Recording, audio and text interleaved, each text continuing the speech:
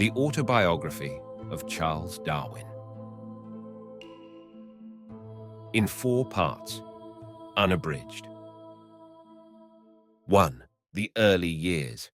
A German editor having written to me for an account of the development of my mind and character with some sketch of my autobiography, I have thought that the attempt would amuse me and might possibly interest my children or their children. I know that it would have interested me greatly to have read even so short and dull a sketch of the mind of my grandfather, written by himself, and what he thought and did, and how he worked. I have attempted to write the following account of myself, as if I were a dead man in another world looking back at my own life. Nor have I found this difficult, for life is nearly over with me. I have taken no pains about my style of writing. I was born at Shrewsbury on February 12, 1809, and my earliest recollection goes back only to when I was a few months over 4 years old, when we went near Abergele for sea bathing, and I recollect some events and places there with some little distinctness. My mother died in July 1817, when I was a little over 8 years old, and it is odd that I can remember hardly anything about her except her deathbed, her black velvet gown, and her curiously constructed work table. In the spring of this same year, I was sent to a day school in Shrewsbury, where I stayed a year. I have been told that I was much slower in learning than my younger sister Catherine, and I believe that I was in many ways a naughty boy. By the time I went to this day school, kept by Reverend G. Case, minister of the Unitarian Chapel in the High Street, Mrs. Darwin was a Unitarian and attended Mr. Case's chapel, and my father as a little boy went there with his elder sisters. But both he and his brother were christened and intended to belong to the Church of England, and after his early boyhood he seems usually to have gone to church and not to Mr. the Cases. It appears, St. James's Gazette, December 15th, 1883, that a mural tablet has been erected to his memory in the chapel, which is now known as the Free Christian Church. My taste for natural history, and more especially for collecting, was well developed. I tried to make out the names of plants. Reverend W.A. Leighton, who was a schoolfellow of my father's at Mr. Case's school, remembers his bringing a flower to school and saying that his mother had taught him how by looking at the inside of the blossom the name of the plant could be discovered. Mr. Leighton goes on, "This greatly roused my attention and curiosity, and I inquired of him repeatedly how this could be done. But his lesson was naturally enough not transmissible, F.D., and collected all sorts of things, shells, seals, francs, coins, and minerals. The passion for collecting which leads a man to be a systematic naturalist, a virtuoso, or a miser was very strong in me, and was clearly innate, as none of my sisters or brother ever had this taste. One little event during this year has fixed itself very firmly in my mind, and I hope that it has done so from my conscience, having been afterwards sorely troubled by it. It is curious as showing that apparently I was interested at this early age in the variability of plants. I told another little boy, I believe it was Leighton, who afterwards became a well-known lichenologist and botanist, that I could produce variously coloured polyanthuses and primroses by watering them with certain coloured fluids, which was of course a monstrous fable, and had never been tried by me. I may here also confess that as a little boy I was much given to inventing deliberate falsehoods, and this was always done for the sake of causing excitement. For instance, I once gathered much valuable fruit from my father's trees and hid it in the shrubbery, and then ran in breathless haste to spread the news that I had discovered a hoard of stolen fruit. I must have been a very simple little fellow when I first went to the school. A boy of the name of Garnet took me into a cake shop one day and bought some cakes for which he did not pay, as the shopman trusted him. When we came out, I asked him why he did not pay for them, and he instantly answered, "Why, do you not know that my uncle left a great sum of money to the town, on condition that every tradesman should give whatever was wanted without payment to anyone who wore his old hat and moved it in a particular manner?" And he then showed me how it was moved. He then went into another shop where he was trusted, and asked for some small article, moving his hat in the proper manner, and of course obtained it without payment. When we came out, he said, Now if you like to go by yourself into that cake shop, how well I remember its exact position, I will lend you my hat, and you can get whatever you like if you move the hat on your head properly. I gladly accepted the generous offer and went in and asked for some cakes, moved the old hat, and was walking out of the shop when the shopman made a rush at me, so I dropped the cakes and ran for dear life, and was astonished by being greeted with shouts of laughter by my false friend Garnet. I can say in my own favour that I was as a boy humane, but I owed this entirely to the instruction and example of my sisters. I doubt indeed whether humanity is a natural or innate quality. I was very fond of collecting eggs, but I never took more than a single egg out of a bird's nest, except on one single occasion, when I took all, not for their value, but from a sort of bravado. I had a strong taste for angling, and would sit for any number of hours on the bank of a river or pond watching the float. When at Maer, the house of his uncle Josiah Wedgwood, I was told that I could kill the worms with salt and water, and from that day I never spitted a living worm, though at the expense probably of some loss of success. Once, as a very little boy, whilst at the day school, or before that time, I acted cruelly, for I beat a puppy, I believe, simply from enjoying the sense of power. But the beating could not have been severe, for the puppy did not howl, of which I feel sure, as the spot was near the house. This act lay heavily on my conscience, as is shown by my remembering the exact spot where the crime was committed. It probably lay all the heavier from my love of dogs being then, and for a long time afterwards, a passion. Dogs seemed to know this, for I was an adept in robbing their love from their masters. I remember clearly only one other incident during this year whilst at Mr. Case's daily school, namely the burial of a dragoon soldier, and it is surprising how clearly I can still see the horse with the man's empty boots and carbine suspended to the saddle and the firing over the grave. This scene deeply stirred whatever poetic fancy there was in me. In the summer of 1818, I went to Dr. Butler's great school in Shrewsbury and remained there for 7 years till midsummer 1825, when I was 16 years old. I boarded at this school, so that I had the great advantage of living the life of a true schoolboy.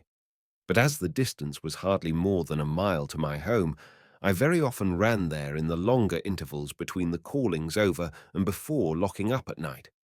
This, I think, was in many ways advantageous to me, by keeping up home affections and interests. I remember in the early part of my school life that I often had to run very quickly to be in time, and from being a fleet runner was generally successful. But when in doubt, I prayed earnestly to God to help me, and I well remember that I attributed my success to the prayers, and not to my quick running, and marvelled how generally I was aided.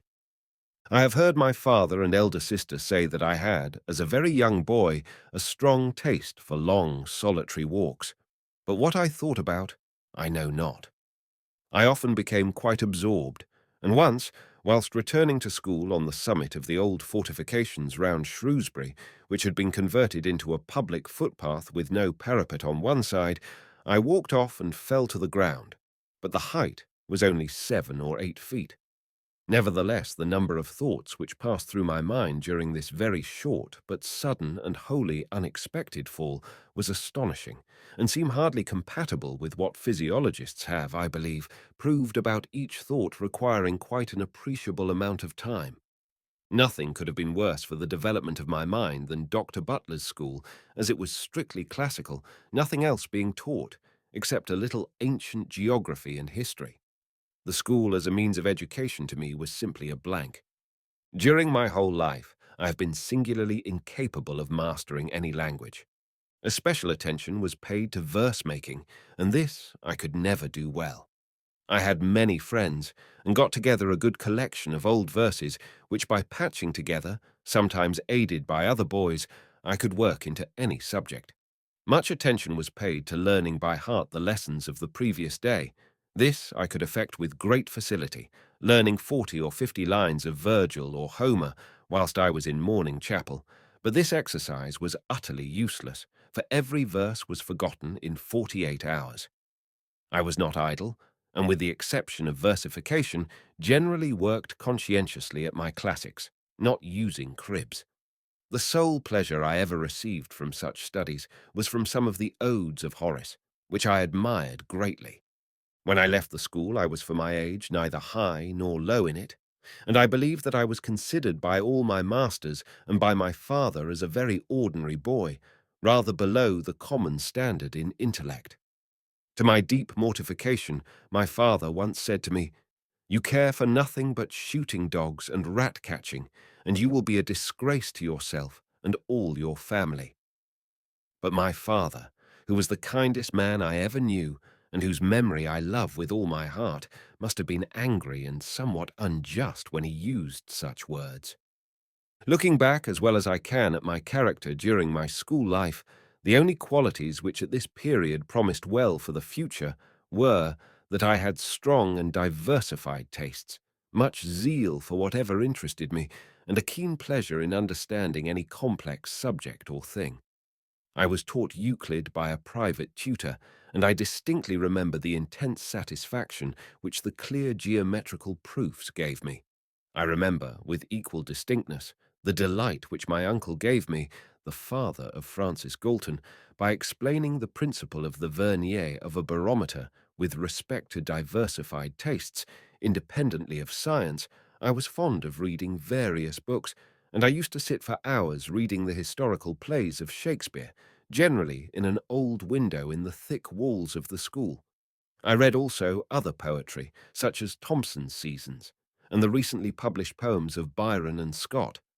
I mention this because later in life I wholly lost, to my great regret, all pleasure from poetry of any kind, including Shakespeare. In connection with pleasure from poetry, I may add that in 1822 a vivid delight in scenery was first awakened in my mind during a riding tour on the borders of Wales, and this has lasted longer than any other aesthetic pleasure. Early in my school days, a boy had a copy of The Wonders of the World, which I often read and disputed with other boys about the veracity of some of the statements, and I believe that this book first gave me a wish to travel in remote countries, which was ultimately fulfilled by the voyage of the Beagle. In the latter part of my school life, I became passionately fond of shooting. I do not believe that anyone could have shown more zeal for the most holy cause than I did for shooting birds. How well I remember killing my first snipe, and my excitement was so great that I had much difficulty in reloading my gun from the trembling of my hands. This taste long continued, and I became a very good shot. When at Cambridge, I used to practice throwing up my gun to my shoulder before a looking-glass to see that I threw it up straight. Another and better plan was to get a friend to wave about a lighted candle and then to fire at it with a cap on the nipple, and if the aim was accurate, the little puff of air would blow out the candle. The explosion of the cap caused a sharp crack, and I was told that the tutor of the college remarked, "What an extraordinary thing it is. Mr. Darwin seems to spend hours in cracking a horsewhip in his room, for I often hear the crack when I pass under his windows." I had many friends amongst the schoolboys, whom I loved dearly, and I think that my disposition was then very affectionate. With respect to science, I continued collecting minerals with much zeal, but quite unscientifically. All that I cared about was a new named mineral, and I hardly attempted to classify them. I must have observed insects with some little care, for when 10 years old, 1819, I went for 3 weeks to Plas Edwards on the sea coast in Wales. I was very much interested and surprised at seeing a large black and scarlet hemipterous insect, many moths, zygaena, and a cicindela, which are not found in Shropshire. I almost made up my mind to begin collecting all the insects which I could find dead, for on consulting my sister, I concluded that it was not right to kill insects for the sake of making a collection, from reading White's Selborne. I took much pleasure in watching the habits of birds and even made notes on the subject. In my simplicity, I remember wondering why every gentleman did not become an ornithologist. Towards the close of my school life, my brother worked hard at chemistry and made a fair laboratory with proper apparatus in the tool house in the garden, and I was allowed to aid him as a servant in most of his experiments. He made all the gases and many compounds, and I read with great care several books on chemistry, such as Henry and Park's Chemical Catechism. The subject interested me greatly, and we often used to go on working till rather late at night. This was the best part of my education at school, for it showed me practically the meaning of experimental science. The fact that we worked at chemistry somehow got known at school, and as it was an unprecedented fact, I was nicknamed Gas. I was also once publicly rebuked by the headmaster, Dr. Butler, for thus wasting my time on such useless subjects, and he called me very unjustly a poco curante, and as I did not understand what he meant, it seemed to me a fearful reproach. As I was doing no good at school, my father wisely took me away at a rather earlier age than usual, and sent me, October 1825, to Edinburgh University with my brother, where I stayed for 2 years or sessions. My brother was completing his medical studies, though I do not believe he ever really intended to practice, and I was sent there to commence them. But soon after this period, I became convinced from various small circumstances that my father would leave me property enough to subsist on with some comfort, though I never imagined that I should be so rich a man as I am, but my belief was sufficient to check any strenuous efforts to learn medicine. The instruction at Edinburgh was altogether by lectures, and these were intolerably dull, with the exception of those on chemistry by Hope. But to my mind, there are no advantages and many disadvantages in lectures compared with reading. Dr. Duncan's lectures on materia medica at 8 o'clock on a winter's morning are something fearful to remember. Doctor made his lectures on human anatomy as dull as he was himself, and the subject disgusted me. It has proved one of the greatest evils in my life that I was not urged to practice dissection, for I should soon have got over my disgust, and the practice would have been invaluable for all my future work. This has been an irremediable evil, as well as my incapacity to draw. I also attended regularly the clinical wards in the hospital. Some of the cases distressed me a good deal, and I still have vivid pictures before me of some of them, but I was not so foolish as to allow this to lessen my attendance. I cannot understand why this part of my medical course did not interest me in a greater degree, for during the summer before coming to Edinburgh, I began attending some of the poor people, chiefly children and women in Shrewsbury. I wrote down as full an account as I could of the case with all the symptoms, and read them aloud to my father, who suggested further inquiries and advised me what medicines to give, which I made up myself. At one time I had at least a dozen patients, and I felt a keen interest in the work. My father, who was by far the best judge of character whom I ever knew, declared that I should make a successful physician, meaning by this one who would get many patients. He maintained that the chief element of success was exciting confidence, but what he saw in me which convinced him that I should create confidence, I know not. I also attended on 2 occasions the operating theatre in the hospital at Edinburgh, and saw 2 very bad operations, one on a child, but I rushed away before they were completed. Nor did I ever attend again, for hardly any inducement would have been strong enough to make me do so, this being long before the blessed days of chloroform. The 2 cases fairly haunted me for many a long year. My brother stayed only 1 year at the university, so that during the second year I was left to my own resources, and this was an advantage, for I became well acquainted with several young men fond of natural science. One of these was Ainsworth, who afterwards published his travels in Assyria. He was a Venerian geologist, and knew a little about many subjects. Dr. Coldstream was a very different young man, prim, formal, highly religious, and most kind-hearted. He afterwards published some good zoological articles. A third young man was Hardy, who would, I think, have made a good botanist, but died early in India. Lastly, Dr. Grant, my senior by several years, but how I became acquainted with him I cannot remember. He published some first-rate zoological papers, but after coming to London as professor in University College, he did nothing more in science, a fact which has always been inexplicable to me. I knew him well. He was dry and formal in manner, with much enthusiasm beneath this outer crust. He one day, when we were walking together, burst forth in high admiration of Lamarck and his views on evolution. I listened in silent astonishment, and as far as I can judge, without any effect on my mind. I had previously read the Zoonomia of my grandfather, in which similar views are maintained, but without producing any effect on me. Nevertheless, it is probable that the hearing rather early in life such views maintained and praised may have favored my upholding them under a different form in my Origin of Species. At this time, I admired greatly the Zoonomia, but on reading it a second time after an interval of 10 or 15 years, I was much disappointed, the proportion of speculation being so large to the facts given. Doctors Grant and Coldstream attended much to marine zoology, and I often accompanied the former to collect animals in the tidal pools, which I dissected as well as I could. I also became friends with some of the New Haven fishermen, and sometimes accompanied them when they trawled for oysters, and thus got many specimens. But from not having had any regular practice in dissection, and from possessing only a wretched microscope, my attempts were very poor. Nevertheless, I made one interesting little discovery, and read, about the beginning of the year 1826, a short paper on the subject before the Plinian Society. This was that the so-called ova of Flustra had the power of independent movement by means of cilia, and were in fact larvae.